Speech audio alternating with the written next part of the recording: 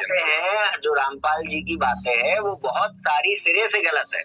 जैसे उन्होंने ये कह दिया कि वेद के द्वारा वो नहीं प्राप्त होगा, मुक्ति का मार्ग नहीं है। परमेश्वर कबीर कहते हैं पूर्ण गुरु की पहचान में, जो सतगुरु जो सत सार नाम चिनावे और गुरु कोई काम ना आवे।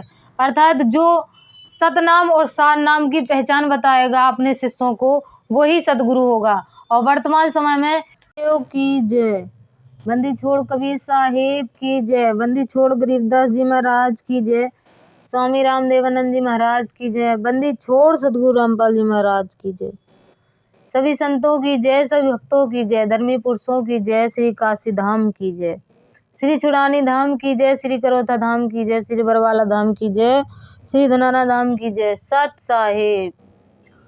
आज का हमारा जो वीडियो है वो शिवांश नारायण द्विवेदी के हृदय में सूल के तरीके चुभ रहे प्रश्न को लेकर है। हृदय विदारक पीड़ा से तड़प रहा है शिवांश नारायण द्विवेदी। अब ऐसा होना तो स्वाभाविक बनता है। इस पर परमेश्वर कबीर कहते हैं, वस्तु कहीं खोजे कहीं लागे किस विध हाथ, एक पलक में पाइए भेदी ले लो साथ। वो भेदी वर्तमान समय में तत्वदर्शी संत रामपाल जी महाराज हैं।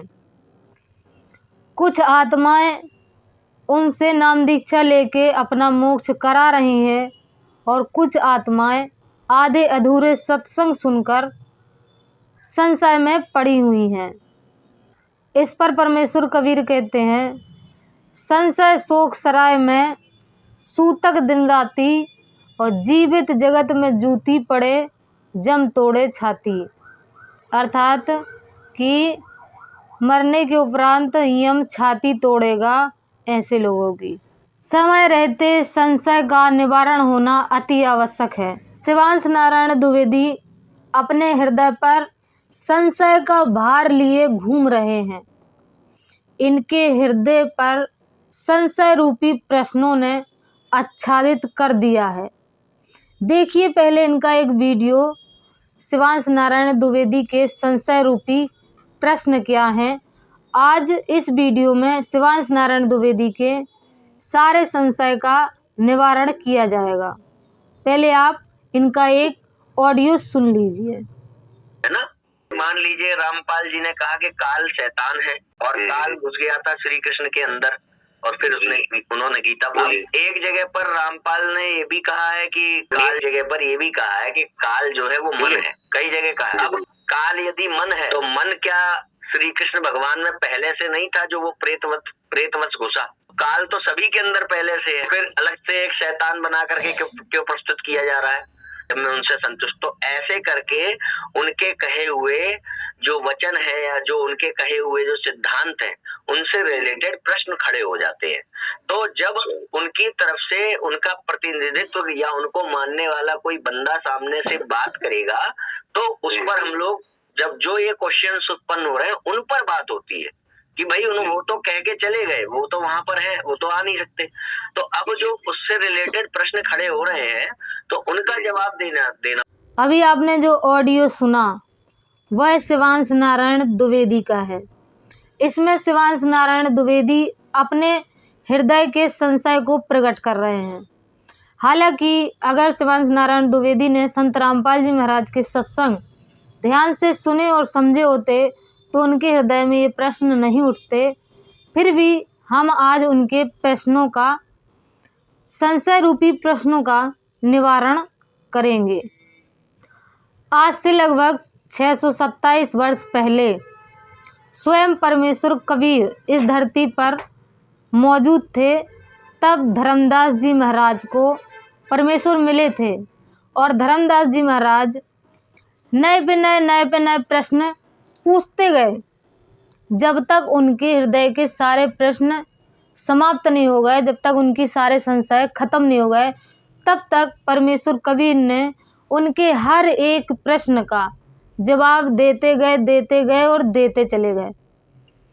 और जब जीव के सारे प्रश्नों का जवाब मिल जाता है तो फिर जीव समझ जाता है कि नहीं, यही पूर्ण परमेश्वर हैं और उसकी सारी शंकाएं और संशयों का समाधान हो गया, तो वो अपना मोक्ष करवा लेता है।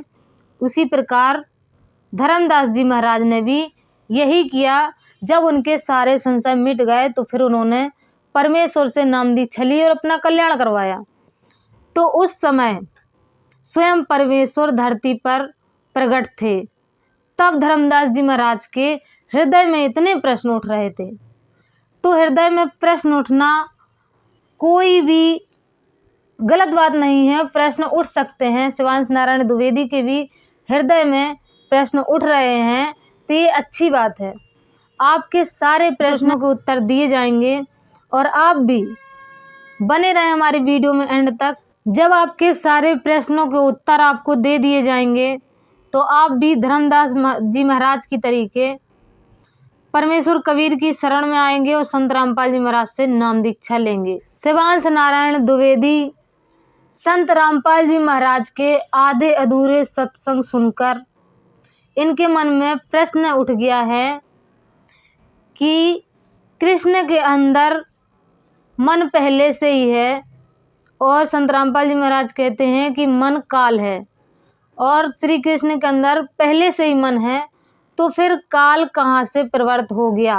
ब्राह्मण गुरु है जगत का, संतों का गुरु नाही, उलझ पुलझ के मर गया इन चार वेद के माही। संतों की वाणी है अनमोल, इसे ना समझ सके अनमोल, साहिब ने वेद दिया सब खोल, अपनी सतलुक राजधानी का, कोई जगह पुरबला भाग सफल हुआ दिन जिंदगानी का। सत साहिब, पहले तो आप ये जान लें कि आपने संतों की वाणी नहीं सुनी है, इसलिए आप नहीं जानते कि काल क्या है।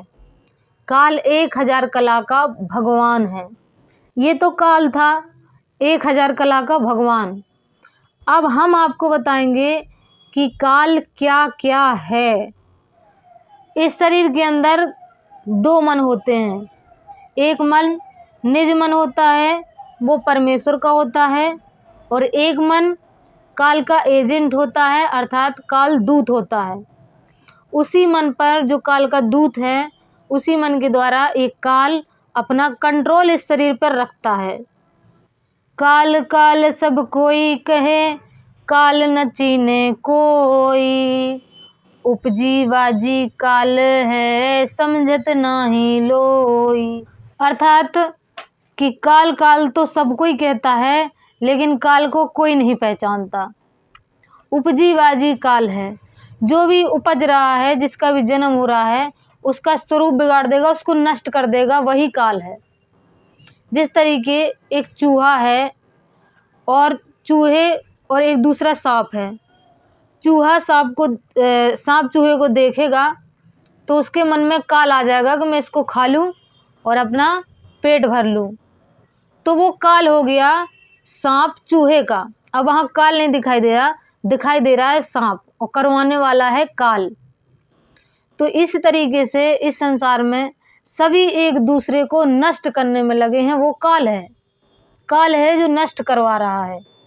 इसी प्रकार जब ये काल अपने एजेंट द्वारा, अपने मन रूपी काल द्वारा जो काम नहीं करवा पाता है, तो ये खुद आकर उस चीज को नष्ट करता है, उस चीज को खत्म करता है। इसी प्रकार श्री कृष्ण के ऊपर आकर इसने महाभारत का युद्ध करवाया।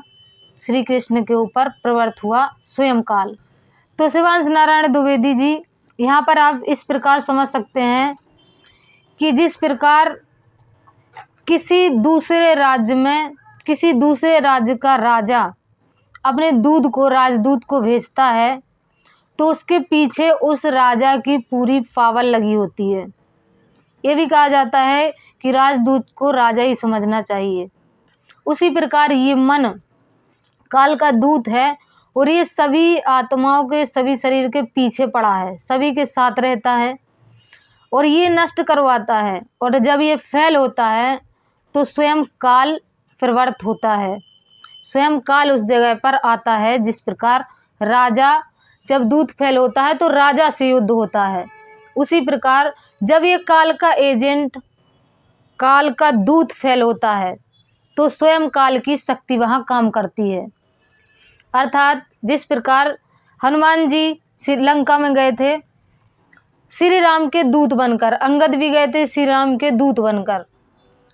अगर दूत को कुछ होता है तो फिर उसके बाद पीछे उसके राजा से युद्ध होता है।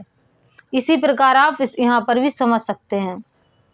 शिवांश नारायण द्विवेदी के संशय का दूसरा प्रश्न है कि भगवान को पाना कठिन है और अगर गुरु को ही भगवान बना लिया तो गुरु को पाना भी कठिन हो जाएगा, तो फिर भगवान को पाना तो उससे भी ज़्यादा कठिन हो जाएगा। सुनिए इनकी ऑडियो। भगवान को प्राप्त करना कठिन है संसार प्रपंच में आने के बाद। उसको प्राप्त कराने के लिए हमें प्राप्त होता है गुरु, यानी कि भगवान को प्राप्त कराने का जो रास्ता है वो कठिन है, उस रास्ते को सरल बनाने के लिए गुरु प्राप्त होता है। अगर गुरु को भी वहाँ भगवान की जगह पहुँचा देंगे फिर गुरु को प्राप्त करना भी कठिन हो गया।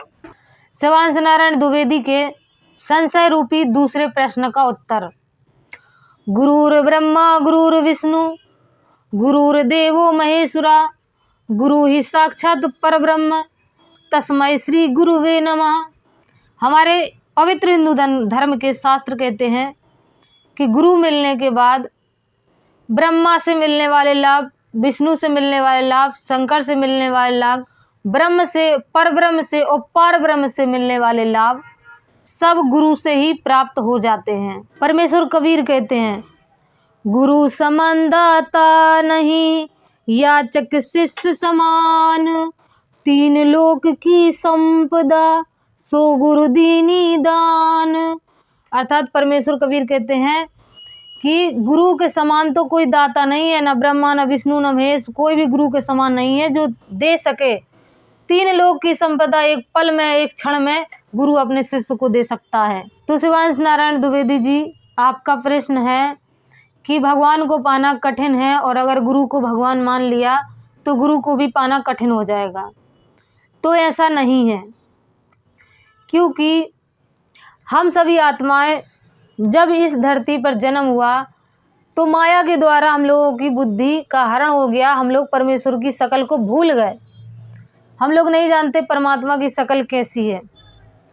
और जब ये आत्मा मर के ऊपर के सफ़र पे चलती है तो त्रिकुटी पर पहुंचती है, तो वहाँ पर परमात्मा गुरु के रूप में वहाँ पर प्रकट होते हैं, वहाँ आत्मा से मिलते हैं। तो जब नीचे हम अपने गुरु पर जैसा उनके साथ आचरण करते हैं वैसे ही हम लोगों को आचरण बना होता है, वहीं हम लोग जाकर अपने गुरु से त्रिकुटी पर भी उसी प्रकार का आचरण करते हैं। तो वहाँ पर अगर हम अच्छे से परमात्मा मानते होंगे गुरु को तो वहाँ पर भी परमात्मा मानेंगे, तो वहाँ पर हम लोगों का आगे का सफ़र परमेश्वर की दया से चालू होता है। और अगर हम वहाँ पर गुरु की आज्ञा नहीं मानेंगे, मीन मेक करेंगे, तो वहीं से हम लोग रिजेक्ट हो जाते हैं। इसलिए इस धरती पर हमें परमेश्वर को, परमेश्वर स्वरूप गुरु को मानना पड़ता है। परमेश्वर ही गुरु को मानना है इस धरती पर। और ऐसा ही प्रमाण सूक्ष्म वेद की वाणी में आया है। देखते हैं परमेश्वर कबीर क्या कहते हैं।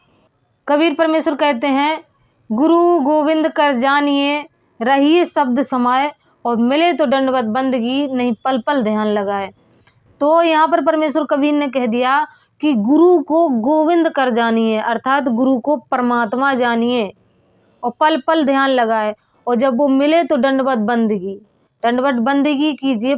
जैसे गुरु मिले तो, नहीं मिले तो पल पल ध्यान लगाए, उसके सत्संगों पर ध्यान लगाए और उसके जो उसका दिया हुआ मंत्र है, उसका शब्द है, उसका सुमरण करे। इति सिद्धम, यहाँ पर सिद्ध हो गया कि कबीर परमेश्वर ने स्वयं कह दिया कि गुरु को गोविंद कर जानिए, अर्थात गुरु को परमात्मा जानिए, भगवान जानिए गुरु को, उससे अलग नहीं। और दूसरा परमेश्वर कबीर ने कहा, कबीरा हरि के रूठते गुरु के शरण में जाए, और कहें कबीर गुरु रूठ गए तो हरि नहीं हो सहाय। अर्थात यहाँ पर परमेश्वर कबीर कह रहे हैं कि अगर हरि रूठता है तो गुरु मना लेगा, लेकिन अगर गुरु रूठ गया तो फिर परमेश्वर नहीं मानेगा, न गुरु नहीं मानेगा और परमेश्वर भी कुछ नहीं करेगा, आपका साथ नहीं देगा। दूसरी वाणी परमेश्वर कबीर की है, गुरु बड़े गोविंद से। परमेश्वर कबीर स्वयं कह रहा है, गुरु बड़े गोविंद से मन में देख विचार, हरि सुमरे सुवार हैं और गुरु सुमरे हुए पार। परमेश्वर कबीर स्वयं कह रहे हैं कि गुरु को गोविंद कर जानिए। जो हरि को सुमरते हैं, भगवान भगवान करते हैं, वो तो वार हैं, वो रह गए, और गुरु भजे वो ही होंगे पार। ये परमेश्वर कबीर का स्वयं सिद्धांत है, सूक्ष्म वेद की वाणी है, परमेश्वर कबीर स्वयं ये कह रहे हैं। तो भाई हम तो गुरु को परमेश्वर मानेंगे और मानना भी पड़ेगा सबको, अगर पार होना है तो। अरे ठोक के गवाही दे दी परमेश्वर कबीर ने, गुरु ही भज, गुरु ही भज, गुरु ही भज, आदि सनातन धर्म। सूक्ष्म वेद की वाणी में परमेश्वर कबीर ने कहा। यहाँ पर वेद ले ले, गुरुर ब्रह्मा गुरुर विष्णु गुरुर देवो महेश्वरा गुरुर साक्षात पर ब्रह्म तस्मै श्री गुरु नमः। अब वेद ले ले, सूक्ष्म वेद ले ले, दोनों ने गुरु को ही कह दिया कि गुरु ही भज ले।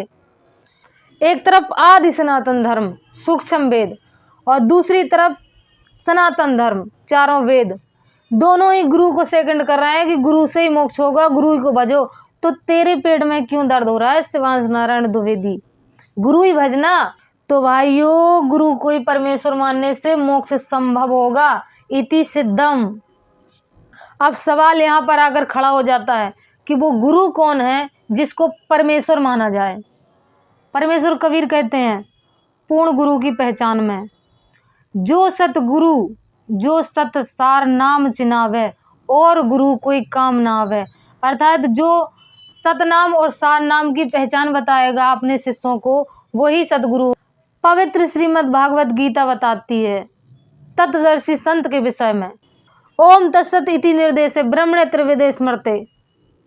अर्थात वो तत्वदर्शी संत होगा जो इन तीनों मंत्र की ओम तत्सत की उच्चारण विधि बताएगा। पवित्र कुरान शरीफ हामीम एंड सीन काफ सूर्य सूरा 42 बताता है कि जो इन तीनों हरफों का सही अर्थ बता देगा वही है बाखबर संत, और वो ही बाखबर अल्लाह को जानने वाला होता है। आज हम आपको बताएंगे कि वो अल्लाह को जानने वाला बाखबर कौन है। तो सच्चा सतगुरु वही होता है जो इन तीनों बातों को पूरा करता हो। तो वर्तमान समय में संत रामपाल जी महाराज विश्व में एकमात्र संत हैं जो इन तीनों बातों को पूरा करते हैं। तो संत रामपाल जी महाराज ही पूर्ण गुरु हैं और तत्वदर्शी संत हैं। यही वो पूर्ण गुरु हैं जिसको सूक्ष्म वेद परमेश्वर मानने का आदेश देता है। शिवांश नारायण द्विवेदी के संशय के 30वें प्रश्न की ऑडियो सुनिए। बातें हैं जो रामपाल जी की बातें हैं वो बहुत सारी सिरे से गलत है। जैसे उन्होंने ये कह दिया कि वेद के द्वारा वो नहीं प्राप्त होगा, मुक्ति का मार्ग नहीं है। वेद में ही लिखा है कि और कोई रास्ता नहीं है, केवल वेद का ही रास्ता है, यही लिखा है वेद में। अभी आपने जो शिवांश नारायण द्विवेदी का एक ऑडियो सुना, उसमें ये कह रहे हैं कि संत रामपाल जी महाराज कहते हैं कि वेदों से मुक्ति नहीं है, और ये कहता है कि मैं सिद्ध कर दूंगा कि वेदों से ही मुक्ति है। और वेद स्वयं कहते हैं कि वेदों के अलावा कहीं पर भी कोई मुक्ति का मार्ग नहीं है। इसी को कहते हैं little knowledge is the dangerous thing, नीम हकीम खतराए जान। तो शिवांश नारायण अपने तीसरे संशय का समाधान सुनो। संत रामपाल जी महाराज अपने सत्संगों में बताते हैं कि वेद से ही मोक्ष है, वेद के अलावा कोई और दूसरा रास्ता नहीं है।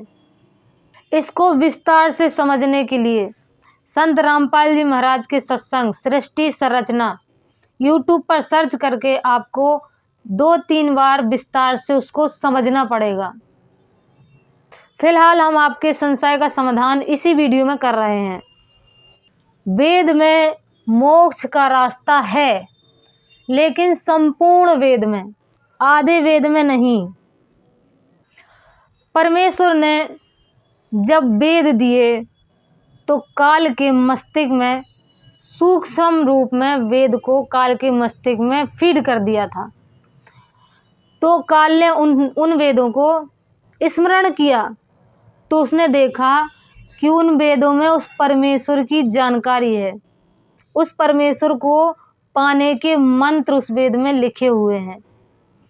तो उसने क्या किया कि जहाँ पर परमेश्वर के पाने के मंत्र थे, जहाँ पर परमेश्वर की जानकारी थी, उतने भाग को काल ने नष्ट कर दिया, उसको हटा दिया, और वहाँ की जो वेद था वो ब्रह्मा को लाके दे दिया।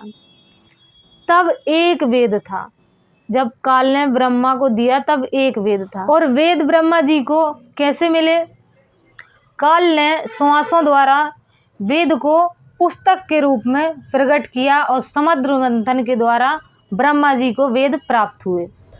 और द्वापर युग में इसी ब्रह्म की स्मरण शक्ति मिलने पर कृष्ण द्वैपायन को ब्रह्मांड में गूंज रहे इन्हीं वेदों की वाणी सुनाई देती थी, और वो लिपिबद्ध करते थे। उनको 4 बार में सुनाई दी तो उन्होंने 4 भागों में वेदों को लिपिबद्ध किया। इसीलिए कृष्ण द्वैपायन का नाम वेद व्यास पड़ा। उन वेदों में ये जानकारी तो है कि परमेश्वर का पाने का वेद के अलावा कोई मार्ग नहीं है, इतना तो वेदों में आ गया।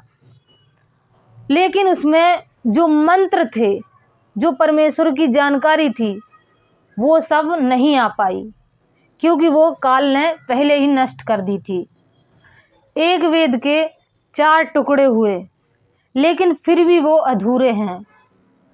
और इन्हीं अधूरे 4 वेदों का सारांश ब्रह्म ने महाभारत में अर्जुन को स्वयं प्रकट होकर सुनाया। उसको हम श्रीमद् भागवत गीता के नाम से जानते हैं। अर्थात अधूरे वेद का अधूरा सार पवित्र भागवत गीता है। इसलिए ना तो श्रीमद् भागवत गीता से मुक्ति है और ना ही इन अधूरे वेदों से मुक्ति है। और इन्हीं अधूरे वेदों को पूरा करने के लिए परमेश्वर स्वयं चलकर आता है। जल के ऊपर आता है, इसलिए उसको नारायण कहते हैं। कवियों की तरीके आचरण करता है, जो वेदों में लिखा है। कुंवारी गाय का दूध पीता है, वो वेदों में लिखा है। मतलब वेदों के द्वारा आचरण करता है, कवियों के तरीके, वाणियों को लिखवाता है। उसको वेदों के द्वारा कबीर गिरवी कहा गया है, और संतों की भाषा में कबीर वाणी कहा गया है। वही पूर्ण वेद है, वही पूर्ण वेद की सूक्ष्म वेद के नाम से जाना जाता है। वही पूर्ण वेद की जानकारी है। और उस जानकारी को पाने के बाद इन अधूरे वेदों की, अधूरे शास्त्रों की जानकारी जरूरत खत्म हो जाती है। अब ये संपूर्ण वेद हमें मिल गया, क्योंकि इस वेद में सारे धर्मों की जानकारी है। हिंदू भी, मुस्लिम भी, सिख भी, ईसाई भी, जैनी भी, बौद्धिस्ट भी, जितने भी धर्म है, सभी धर्मों की जानकारी इसी वेद के अंदर है, जिसको हम कबीर सागर के नाम से जानते हैं। तो इसी वेद से होगा अब मोक्ष। अब ये तो मिल गया हमें संपूर्ण वेद, सभी धर्मों की जानकारी रखने वाला संपूर्ण वेद हो गया। लेकिन अब ये तो मिल गया संपूर्ण वेद कबीर सागर, सभी धर्मों की जानकारी इसमें है। लेकिन ये तो एक जंगल है, जो भी इस जंगल में जाता है वो खो जाता है। अब इस जंगल में एक अमर बूटी है। अब उस अमर बूटी को कैसे प्राप्त किया जाए?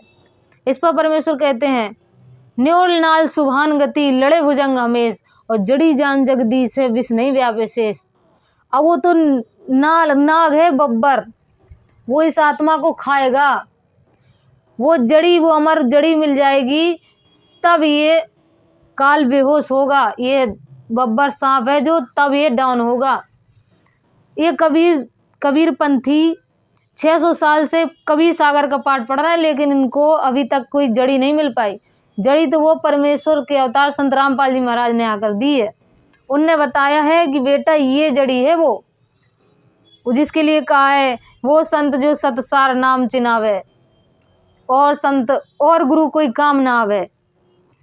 तो वो सार नाम सार शब्द संत रामपाल जी महाराज ने बताया, अपने भक्तों को दे रखा है। संत रामपाल जी महाराज ने अपने भक्तों को सार नाम सार शब्द। टिक नहीं पाता उनके आगे काल। जिन भक्तों को प्राप्त है, उन भक्तों के पास स्वयं चल के आया है ये काल। एक मंत्र के जाप से उतने दूर जाके गिरता है। ये है असली मंत्र की पावर। जब जरूरत पड़ती है तो ये मंत्र ही परमेश्वर का स्वरूप ले लेता है। संत रामपाल जी महाराज ने दे रखे हैं वो मंत्र अपने भक्तों को, जिसके आगे ये काल स्वयं मृत्यु बन के आता है और टिक नहीं पाता है। वर्तमान समय में संत रामपाल जी महाराज ही तत्वदर्शी संत हैं। शास्त्रों से और वेद से प्रमाणित हो चुका है, और उन अधूरे वेदों से मोक्ष संभव नहीं था। अब हमें संपूर्ण वेद भी मिल गया है। उन वेदों में छुपी हुई जड़ी सतनाम और सारनाम रूपी बूटी जो संत रामपाल जी महाराज प्रदान कर रहे हैं, उन अधूरे वेदों से मोक्ष संभव नहीं था। संपूर्ण वेद मिल गया, पूर्ण परमेश्वर मिल गया, तत्वदर्शी संत मिल गया और पूर्ण मंत्र मिल गया। अब मोक्ष निश्चित है। तो शिवांश नारायण द्विवेदी जी, मान बढ़ाई में ना फंसो। अब संत रामपाल जी महाराज से नाम दीक्षा लो और अपना कल्याण करवाओ। मिलेंगे नेक्स्ट वीडियो में, तब तक के लिए सत साहिब।